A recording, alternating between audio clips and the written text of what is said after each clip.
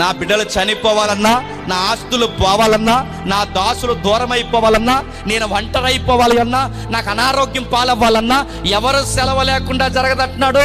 ఆయనకి ఆ క్లారిటీ ఉంది. మనం ఏమనుకుంటా చెప్పనా, యోబు జీవితాన్ని ఇలా అరణ్యంగా మార్చేసింది సాతానుగాడు అనుకుంటాం కానీ ఇంటర్నల్ ఆన్సర్ ఏంటంటే యోబు జీవితాన్ని అలా అరణ్యంగా మార్చడానికి వాడికి అంత రైట్ లేదు.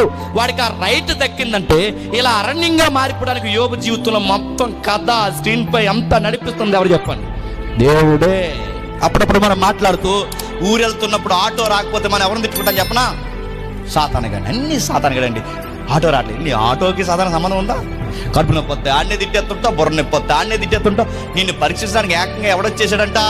నడుతాను ఉల్లిపాయలు దొరకపోతే ఆడనే తిట్టుకుంటావు, వర్షం పడితే ఆడనే తిట్టుకుంటావు, ఒడియాలు పెట్టినప్పుడు వర్షం పడిపోతే అన్ని సాధారణంగా ఆడనుకో నాకు సంబంధం ఉందని నీ ఒడియాలకి నాకు నాడు తిట్టుకుంటాడు పక్కన.